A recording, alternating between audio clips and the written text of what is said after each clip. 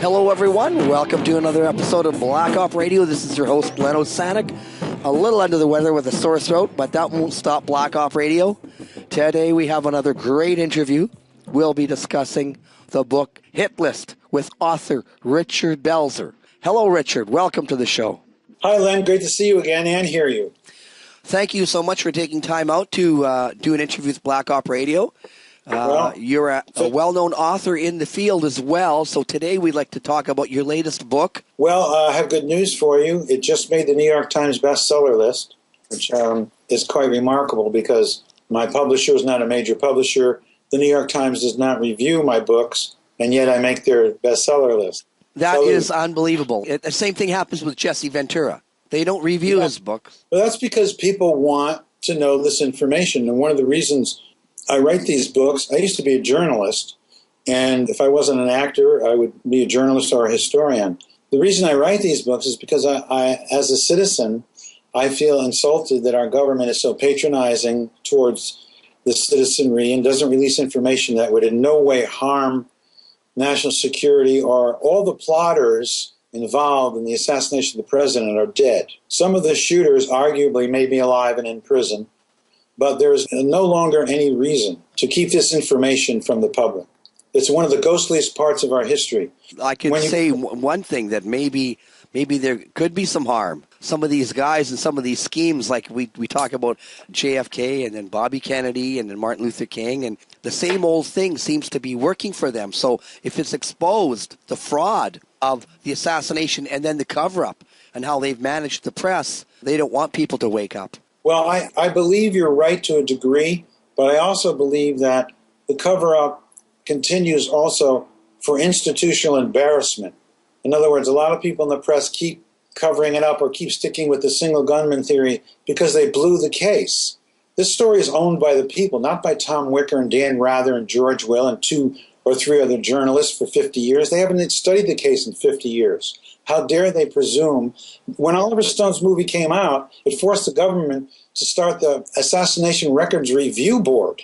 That took a film, an artist, to embarrass mainstream historians and journalists. So it can come out incrementally. It has. It's in the public domain now. We know the names of all the plotters. We know pretty much everything that happened. So it's all out there. It's just that the mainstream press is too embarrassed to put it out there in a way that would be singularly once and for all, because 90% of the people in this country believe the president was murdered by a conspiracy. The other 10% work for the media or the government. That's literally probably true. Americans aren't naive anymore. In '63, there was a Cold War. We didn't want to appear like a banana republic, and I think people did cover it up for patriotic reasons who weren't involved in the murder. And people in the government saw, holy crap, we murdered the president. And they probably knew who did it in our government, the rogue elements in the CIA and the Joint Chiefs and, Division 5 of the FBI, the Cuban exiles, the mob. These things are compartmentalized. There's plausible denial. You can't keep secrets. But over time, these secrets come out. And 50 years ago, they didn't think we'd have the forensics we have now or the spectrographic analysis. So in '99, when the x-rays were released, we saw that Kennedy's autopsy photos were doctored. We could see that now. We couldn't see it in '63. So it's all there, Len. And thanks to you and a few other responsible researchers, there's a lot of garbage out there. It's a murder of the president. It's like moths around a flame. It attracts a lot of false scholarship. And I just think that, thank God for you and people like Peter Dale Scott and Fletcher Prouty, who are invested in the truth. And Walter Brown, who's doing a monumental work right now as a great scholar, is very responsible. So, when I wrote my books, I had to wade through hundreds of books, lectures, documentaries, articles. As you know better than anyone, Len, you got to corroborate your evidence because people are out to dilute what we do and marginalize us. That's why, you're doing such a great job just laying out the facts and using great archival footage, eyewitnesses, the people that really know what they're talking about. Well, thanks. I guess you're making reference to the 50 reasons. The 50 reasons, which will be 52, thankfully. I wish there's clearly 1,000 reasons, but your series, 50 Reasons, why there was a conspiracy, and that we've been lucky enough to see on the internet, is going to be used and studied from now on. It's a great teaching tool. And I find that when I watch one of them, it drives me back to books and research. It's a very, very wonderful teaching tool, as well as being compelling and fascinating, because, Len, you know as well as I do, this is the greatest murder mystery in history. And, it's like Conan Doyle on acid. we're detectives. And the case is like an onion. It constantly is peeling back those skins. Yeah, and there's so much disinformation out there. That's what, has made it difficult to discover if you're going down a rabbit hole or something. But, exactly, and I've learned my lesson. And believe me, I've studied things I shouldn't have studied, got caught up in false trails, and unfortunately some researchers will write a book, 300-400 page book, 500 page book, and maybe 40 or 50 pages are very good, and the rest might be based on other research that is, false scholarship, and then their whole book gets thrown, gets dismissed. It's very hard to write a book that is irrefutable. That's why Dave Duane and I are so diligent about footnoting and researching, and I welcome. I've done over 100 interviews on this book, and no one has refuted one word in it. Okay, let's get to the book. What was the main reason that you decided to tackle the hit list? The main reason that we chose hit list is because if anyone has any doubt that there was a conspiracy involved in the president's murder, this will end it. Because there are 50 mysterious deaths of people who were shot on the left side of their head and found with a gun in their left hand and they were right-handed. One-car accidents, karate chops, friendly fire, slashed throats, on and on and on, mysterious deaths. The thing that is so fascinating and proves conspiracy is that these people were either getting ready to testify and or they had foreknowledge or were talking after the fact and then died mysteriously. The latest statistic on this, now listen to this, Len, the odds of these people dying unnatural deaths has been broken down and broken down and broken down. But when you get to it, it's less than 1 in a trillion. I have to repeat that. The odds of these people dying coincidentally of unnatural causes after the murder of the president in the net fixed period of time is less than 1 in a trillion. Therefore, that irrefutably proves conspiracy beyond a reasonable doubt. Once and for all. Yeah, it's astounding, those odds. It's astounding. The thing that's bothered me about it is that Americans seem very immune to it. They just shrug their shoulders and go, oh, well.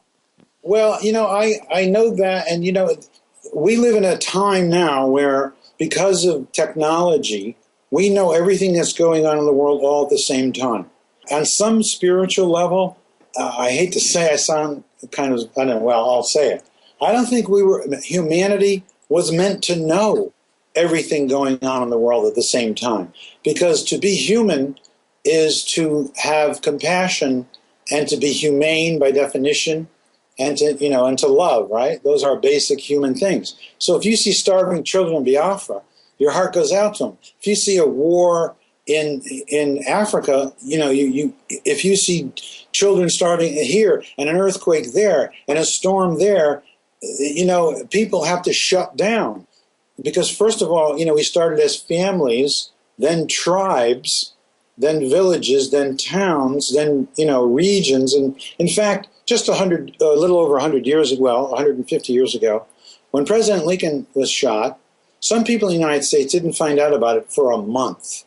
Now, every tragedy is instantly known. And I think people have compassion overload. And it's but the reason I'm so obsessed with the Kennedy case is because this is a human being that died that day. Our president's head exploded. He wanted to, change the way the Federal Reserve worked. He wanted to have peace with the Russians. He wanted to get out of Vietnam. He had Dr. King in the White House. He wanted to cool out the thing with Cuba. He ended the CIA because they went beyond their charter. They lied to him about the Bay of Pigs. They started a war in Vietnam. he took Eisenhower's warning about the military-industrial complex seriously, and he died for it because he was rich and in some ways, I think, naive. He wasn't owned, and he really wanted to be a great president and a peacemaker and make sure that elderly people had medical care. I've listened to every one of his speeches, even as a senator. And he's, with all his faults, he was an incredible, amazing, brave leader that learned in office very quickly and then said, I got to end this grip on our throat by banks and the military and the steel industry and the oil people. And, that speech at the American University, some people call that the nail in the coffin, because he was calling for an end to the Cold War. Don't look at the Russians the way they look at us. We all breathe the same air. We all live on the same planet. We all love our children. We're all going to live or die together. He wasn't embracing communism. I mean, he was a war hero, a true war hero, and he hated war, but he wanted to be a great president. And here's what's an interesting thing about Kennedy, part of why I think he was great. John Kennedy felt in order to be a great president, you had to be a war president, the way Lincoln or FDR was. And Vietnam was inherited by him from Eisenhower. Here's a digression within a digression. When Kennedy was senator, he made a speech asking, why can't we question the Eisenhower administration about why we're going into Vietnam? It was like a speech Obama made when he was senator about Iraq. Kennedy was questioning, as a senator, the policy in Vietnam. So when he became president, he inherited Vietnam. And what he realized was, CIA had a lot to do with Vietnam. That's not their charter to start wars. It's a covert operation that they're supposed to do. We ran 2.6 million troops through Vietnam. So Kennedy, as Vietnam was going on, he wanted to find out really what's going on. He sent General Maxwell Taylor and Robert McNamara, who later became a war criminal, but went with Taylor to Vietnam, came back and said to President Kennedy, we have to get out of Vietnam. Those two guys said that to him. And Kennedy said, I want 25,000 troops out by Christmas, and I want every single troop out by the end of 1964. Now, as you know, Len, as well as I do, that war made a lot of money for people. It made tons and tons of money. And for him to say we're getting out by this fixed date, that was another nail in the coffin. Not only did he take on oil and want to get out of Vietnam and scatter the CIA into 1,000. I mean, people say to me, who killed Kennedy? I say, who didn't kill him? Who didn't kill him? There was a common interest among a lot of dark forces. It wasn't, a big, government conspiracy. It was elements within the government. Yeah. And this is a time when people that weren't all together on the same page came together. They had a similar interest here of actually removing this guy. We've got to get rid of this guy. That's right. Occasionally they have a common interest, sadly. Getting back to the idea of the 50 witnesses and or at least 50 victims here, because you mentioned they may be as many as 300. Well, I don't want to go there. No, but you picked 50 of them. David and I picked 50 because we had the research and the documentation, and I regrettably must say, this is my fault. There should have been a few more in there, and certainly in the paperback we're going to put Roger Craig in. Roger Craig, an amazing police officer who 15 minutes after shots were fired heard a whistle and saw a dark-complected man in a Rambler, he called it a Rambler, a station wagon, parked in back of Dealey Plaza, in back of the depository. A whistle, a guy ran out from behind the depository, got in the station wagon. Officer Craig tried to cross the street to go over there, but there was so much traffic and the car drove off. It was Lee Harvey Oswald that he saw get in the car and drive off. Roger Craig told that to Captain Fritz. Captain Fritz, when he was interrogating Oswald, this is one of the few things we have of what Oswald said, because as you know, they destroyed all the notes in the interview, but some things survived. Fritz said, now what about this car? And Oswald said, that car belongs to Ruth Payne. Don't get her involved in this. Now, is that the most mysterious thing for Oswald to have said? Yeah, leave her out of this. Yeah, the implications of that are incredibly complicated and mysterious. First of all, she was a government operative, as was her husband. the de Mohrenschilds introduced her to the Oswalds, and she was the one that said Lee had a rifle in her garage, and she's the one that, mysteriously helped find a bus ticket, and she's clearly an operative, as was her husband. And they took in the Oswalds and that. Ooh, the President of the United States again. Mr. President, I'm being interviewed. Can I call you back? Don't commit ground troops. Just use a no-fly zone for now. All right, I'll call you back, sir. It's President Obama. Talking about Oswald and being in Dallas and the mysterious group around him. Let me just show you a couple other cases here that were just almost unbelievable, but totally documented. I'll just read you the 50 names. Officer Tippett, Lee Harvey Oswald, Jack Ruby, Jack Zengretti, Melba Marqueos, Grant Stockdale. That's a good one. Grant Stockdale, okay? Grant Stockdale, he was a former ambassador to Ireland, close friend of the president, fell or was pushed from his office window on the 13th floor of the DuPont building in Midtown Miami. The official verdict, suicide. Actual circumstances, victim's behavior was normal. He came to his office for work on Monday morning, was very pleasant, conversed amiably, did not seem suicidal. Police placed the time of the death at 10:17 a.m. The only other person in the victim's office at that precise moment would have been his killer, who, due to circumstances described below, could easily have entered the office. No suicide note was found. Apparently, he was mixed up in some very serious political shenanigans. He was a big wheel in the Democratic Party, a person of considerable influence who was also mixed up in the corruption of the Bobby Baker scandal. The official line that Stockdale committed suicide because he was depressed about the murder of his friend JFK seems an incredibly weak supposition. As one author notes, hard-headed businessmen, and Stockdale was certainly hard-headed, and his record shows, don't kill themselves because a friend has been murdered, be it the President of the United States. Research has established that on November 26th, Stockdale flew to Washington and met with JFK's brothers. On his return, Stockdale told several of his friends that the world was closing in. He talked to his attorney, William Freites, who summarized the conversation as follows. He started talking, didn't make much sense. He said something about those guys trying to get him, then about the assassination. That was the day before he went flying through the window of his 13th floor office. It's each one of these makes... George de Mohrenschildt, to me, is one of the most compelling and mysterious characters. Here's a Russian count who was a known Nazi who sometimes pretended to be anti-Nazi, was a friend of George Bush Sr. He was an oil engineer and sometimes known as Baron de Mohrenschildt. He came from the Hillenfeld family. His cause of death was a suicide blast, a shotgun blast deemed suicide. Actual circumstances, George de Mohrenschildt was the key link between Lee Harvey Oswald and the CIA, as well as connecting him to extremely conservative Texas oil millionaires rumored to be involved in the JFK assassination. The inconsistencies, well, I'll just break it down for you. He was Gaetan Fonzi again, who was one of the great investigators for the House Select Committee on Assassinations, wrote the best book on the assassination called The Last Investigation. He was about to interview de Mohrenschildt the next day. De Mohrenschildt was a CIA cutout who was Oswald's handler and had later said that Lee was innocent, didn't do it, actually wrote a book about that. But he was getting ready to testify, and they say he shot himself with a shotgun. The only problem is, I believe his wife was a soap opera fan and had an audio tape recorder going, recording the soap opera because she had to go out. And on that tape, you hear they have an alarm system in their house. And there are 3 levels of the alarm.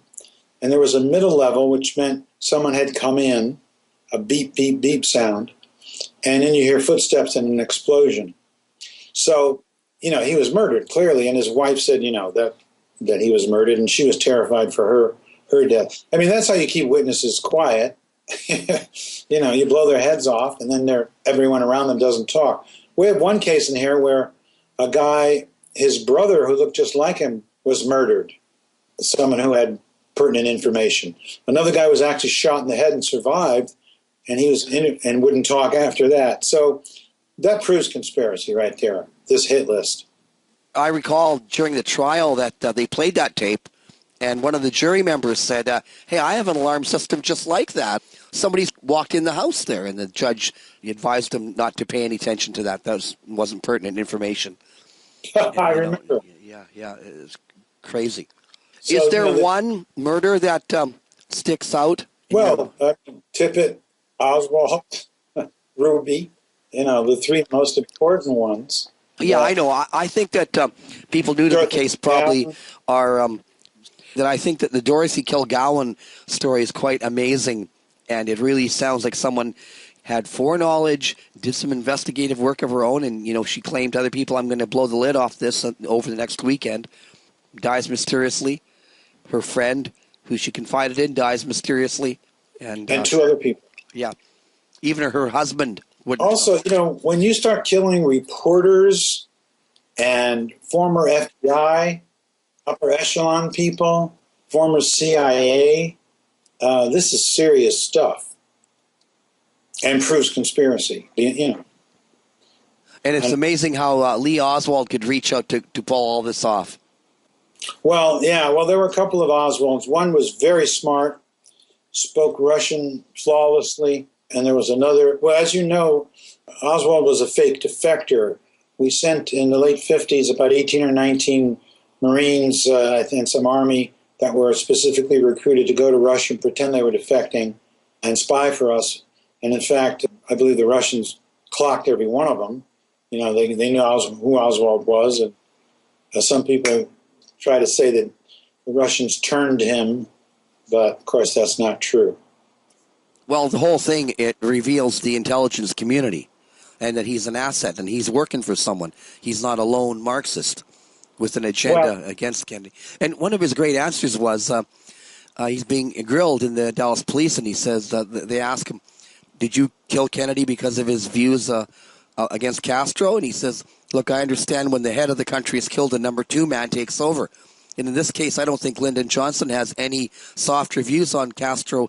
Further, he probably is more aggressive against Castro and communism. So I'd be foolish to get Kennedy out of there, who was maybe soft on that idea, and replace him with Lyndon Johnson. Who did Oswald say that to? I think it was Curry or whoever's in. Captain Fritz's notes, or was that he said that out before he was arrested? No, this is in the police station. Yeah, I never saw that. I can dig that up then. Please, that's important. Yeah, that's a very interesting. Very important. I may have heard that from Mae Brussel.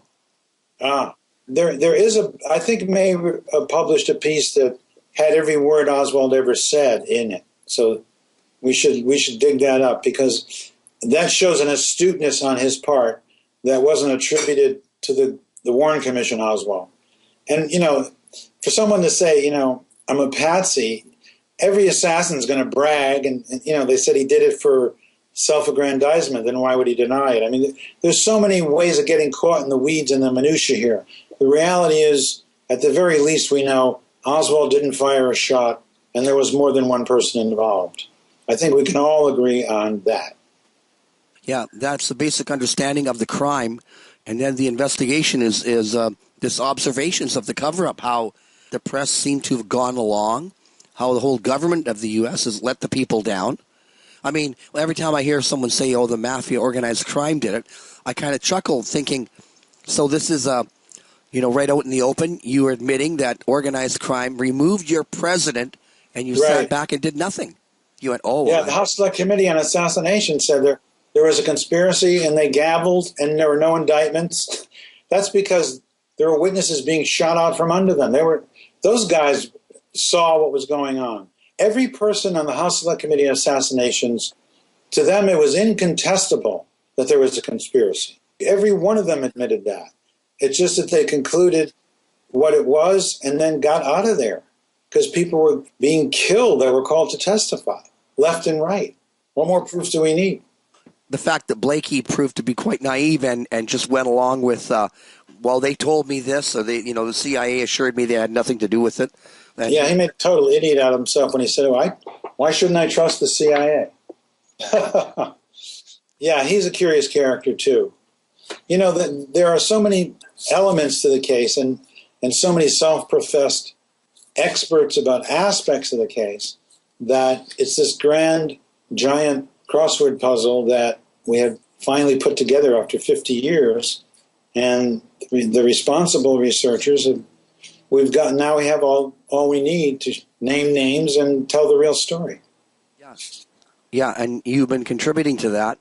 Now, is there anything in the research for this book that sticks out that was new to you? That was eyebrow? Yeah, just some details that my partner picked up. You know who Mary Sherman was? She died. David Ferry was called to testify by Jim Garrison, his star witness, and he was murdered. And he was working with Dr. Mary Sherman on fast-acting cancers. This gets to be like almost science fiction. She died of multiple stab wounds, penetrating the heart, liver, stomach, labia minora, left arm and right leg, extreme burns of right side of body, complete destruction of right upper extremity and right side of thorax and abdomen, exposing vital organs. Official verdict, unsolved murder. Now, she was a leading cancer expert and had all the credentials to prove it. It's weird, what happens in our government a lot of times, they'll recruit great students from universities or medical schools and have them work and they'll conscript them, make it feel glamorous. You want to work for the Pentagon, you want to work for this agency. I mean, I know personally people who were recruited out of college. Two of them declined it because they realized that their genius would have been used to weaponize things that they were developing for benevolent reasons. It reminds me of that in that movie Good Will Hunting. There's a little speech there while he's trying to turn down the offer. Do you recall that? I vaguely remember that. Yeah. And so just to put a button on Dr. Mary Sherman, she was deeply involved in covert research developing a super cancer as a biological weapon. Dr. Sherman also knew both Lee Harvey Oswald and David Ferry, both of whom were involved in the same research project. So, this gets really Holmesian here. You have to eliminate the impossible, and no matter how improbable, whatever is left is the truth. Now, how long did it take you to work on this book? Well, this is stuff that David and I have independently worked on even before we met, and then a confluence of events brought us together, and we shared our notes and research. And David is a micro-analyst of how the media covers these events, and he has done a Herculean task of research, and fortunately our writing styles are very similar, so I'm very lucky and proud to be working with him. But anyway, so you're saying years then, years in the making. Well, I've been involved in this case since the 70s, I would say. Starting with when Bobby was murdered, and then Dr. King, first Dr. King, then Robert Kennedy. That rang a few bells. And then when Watergate happened, and some of the same names involved in Watergate were involved in the Bay of Pigs, that's when the bell went off, and I began to grow up and realize presidents are part-time workers, and we do, in fact, live in a permanent national security state. One that we were warned of by Eisenhower in his farewell address. Jack Kennedy got that message. That's why he, got rid of the CIA and started distrusting the generals and took on U.S. Steel and the oil industry. He knew what Eisenhower was saying. I think the thing that surprised me in doing research in this, I had not heard about NSAM 271, in which Kennedy had decided to end the space race and he was going to go to the moon jointly with the Soviets. And but 2 weeks before he died, he had an edict that ordered total cooperation in space exploration with the Soviet Union. That was quite surprising. So he ended up alienating himself from a lot of different important people. Well, they said he was a communist. They handed out pamphlets the day he was in Dallas saying wanted for treason. There was a full-page ad in the paper. He was hated because they thought he was a communist sympathizer at the very least, or a communist because he wanted world peace. And some people hated him because he let Italy have a socialist government. And some people hated him because he had Dr. King in the White House. I mean, he just was hitting all the wrong buttons. And when you have a techno-fascist oligarchy running the country, and this young guy, everyone thought Nixon was going to come in and they'd have their Vietnam and they'd get back in Cuba. And Nixon's mob wasn't as good as Kennedy's mob. And, Jack got in and wanted to change the world. And I think for the better as we look back on it. That's why a lot of people look to the hourglass and that little apex of, at the assassination, that's where things changed. And the old boy network flexed their muscles and said, with Lyndon Johnson, not only are we going to go into Vietnam, but we're going back in to help them win. And, no, not to win, to make money. I know people that were in Vietnam. I had friends who were there, and some of them came back, and they described to me, as others have in writing, how those soldiers, our soldiers, were sent into situations where they were told to engage on a limited basis, and it was very strange. They were experimenting with weapons there. They were experimenting with chemicals there. They used war as a laboratory in addition to so-called war, but it was clearly a huge money-making situation, and our poor kids didn't know who the enemy was. There was no front lines and uniforms, and Nixon, should have been hung for treason for prolonging the war for 3 years. That's another war crime. Illegally bombing Cambodia, going into Laos, prolonging the war, lying about a secret peace plan to get elected. It's heartbreaking, but the American people have every right. That's in the public domain, but the Kennedy murder is a very ghostly part of our history, and we should know what happened once and for all.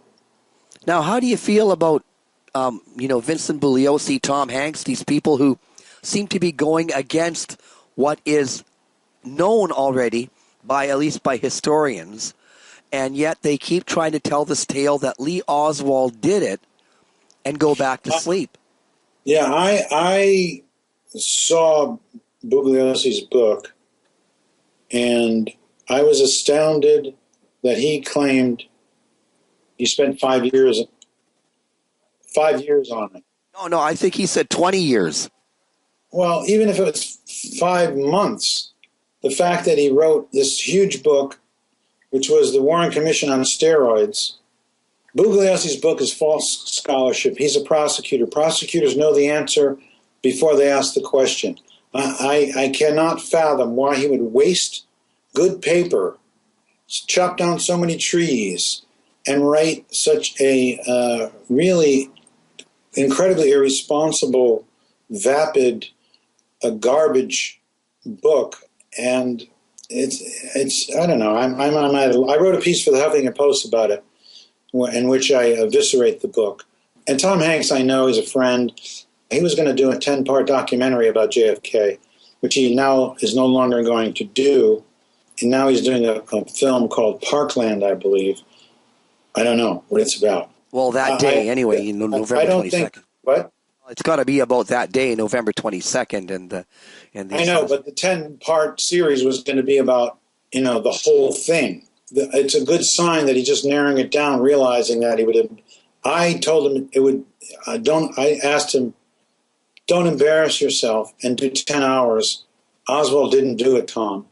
That money would be better spent on something else. But of course, he didn't listen to me.